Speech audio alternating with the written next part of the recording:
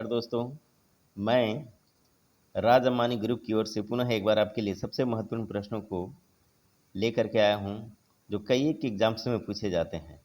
तो दोस्तों, आइए इसे हम लोग देखते हैं। पहला प्रश्न है कि किसी पदार्थ की मात्रा को मापने के लिए निम्नलिखित में से किस इकाई का उपयोग किया जाता है। किसी पदार्थ की मात्रा को मापने के लिए निम्नलिखित में से किस इकाई का उपयोग किया जाता है। तो दोस्तों, इसका आंसर हो जाएगा ऑप्शन बी, मोल। किसी पदार्थ की मात्रा को मापने के लिए निम्नलिखित में से जिस इकाई का उपयोग किया जाता है उसे हम लोग मोल कहते हैं।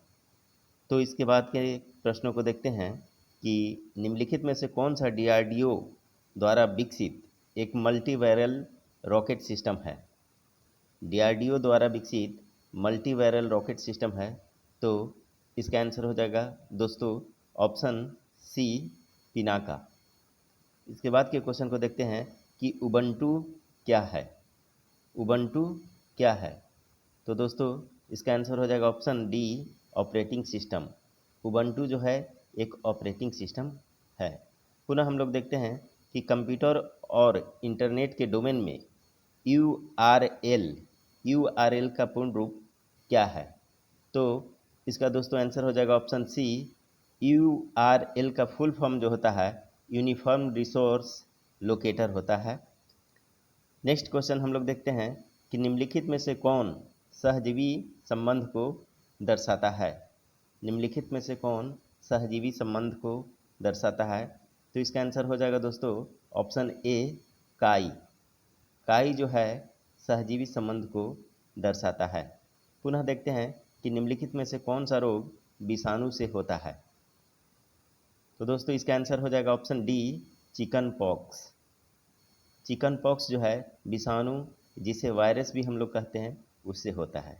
इसके बाद के प्रश्न को देखते हैं कि निम्नलिखित में से किस माध्यम में से ध्वनि नहीं जा सकती है या गमन नहीं कर सकती है। तो दोस्तों, इसका आंसर हो जाएगा ऑप्शन बी, निर्वात। पुनः अगला प्रश्न देखते हैं कि सेरीकल्चर शब्द निम्नलिखित में से किससे संबंधित है। सेरीकल्चर शब्द निम्नलिखित में से किससे संबंधित है। तो इसका आंसर हो जाएगा दोस्तों ऑप्शन बी, रेशम की खेती। पुनः अगला प्रश्न हम लोग देखते हैं कि यदि किसी व्यक्ति का द्रव्यमान पृथ्वी की सतह पर 60 केजी है तो चंद्रमा की सतह पर उस व्यक्ति का द्रव्यमान कितना होगा। तो दोस्तों, इसका आंसर हो जाएगा ऑप्शन सी, 60 केजी। पुनः अगला प्रश्न देखते हैं कि कंप्यूटर के किस भाग को उसका मस्तिष्क कहा जाता है। तो दोस्तों, इसका आंसर हो जाएगा ऑप्शन सी, सीपीयू। दोस्तों, इस सीरीज में मैं आपके लिए राज अंबानी ग्रुप की ओर से सबसे महत्वपूर्ण प्रश्नों को लेकर के आता हूं। दोस्तों, अगर आपको लगता है कि ये सारे प्रश्न महत्वपूर्ण हैं तो था आपके किसी काम के हैं, तो प्लीज़ मेरे चैनल राज अंबानी ग्रुप को सब्सक्राइब कर दें एवं लाइक कर दें। पुनः अगला प्रश्न हम लोग देखते हैं दोस्तों कि निम्नलिखित में से कौन सा राज्य पूर्वोत्तर भारत के सेवन सिस्टर्स राज्य का सदस्य नहीं है। तो दोस्तों, इसका आंसर हो जाएगा ऑप्शन बी, सिक्किम। सिक्किम जो है सेवन सिस्टर राज्य का सदस्य नहीं है। त्रिपुरा है, मेघालय है, मिजोरम है। इसके बाद के प्रश्न को देखते हैं कि किस सिख गुरु ने खालसा पंथ की स्थापना की थी। तो दोस्तों, इसका आंसर हो जाएगा ऑप्शन डी, श्री गुरु गोविंद सिंह जी ने। किस सिख गुरु ने खालसा पंथ की स्थापना की थी। तो इसका आंसर हो जाएगा ऑप्शन डी, श्री गुरु गोविंद सिंह जी ने खालसा पंथ की स्थापना किया था। पुनः अगला प्रश्न हम लोग देखते हैं जो कि काफ़ी महत्वपूर्ण है कि सबरीवाला मंदिर कहाँ पर स्थित है। तो दोस्तों, इसका आंसर हो जाएगा ऑप्शन ए, केरल। सबरीमाला मंदिर जो है केरल में स्थित है।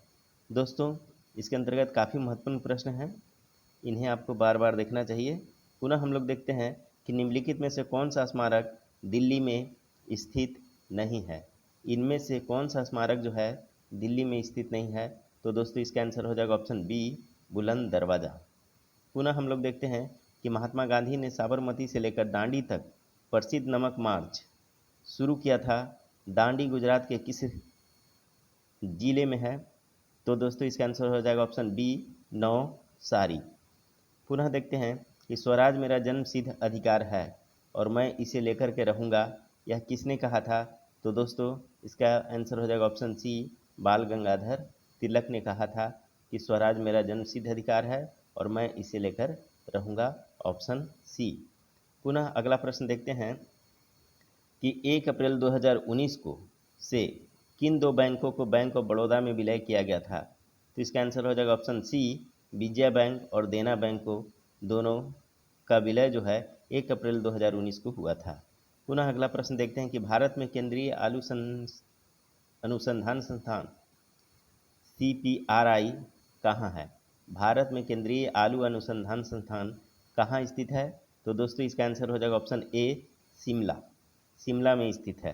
पुनः हम लोग देखते हैं कि निम्न में से कौन सा देश बिम्स्टेक का सदस्य नहीं है? तो दोस्तों इसका आंसर हो जाएगा ऑप्शन डी, मालदीव।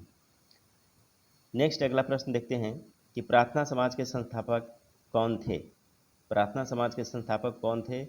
तो इसका आंसर हो जाएगा ऑप्शन बी, आत्माराम पांडुरंग। आत्माराम पांडुरंग जो है प्रार्थना समाज के संस्थापक थे।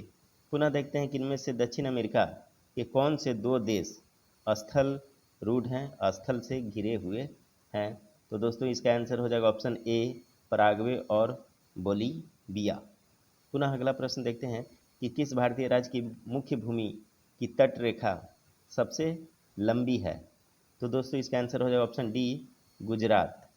इसके बाद के प्रश्न को देखते हैं कि निम्नलिखित में से कौन सा दर्रा श्रीनगर और लेह को जोड़ता है? निम्नलिखित में से कौन सा दर्रा श्रीनगर और लेह को जोड़ता है? तो दोस्तों इसका आंसर हो जाएगा ऑप्शन ए, जोजिला।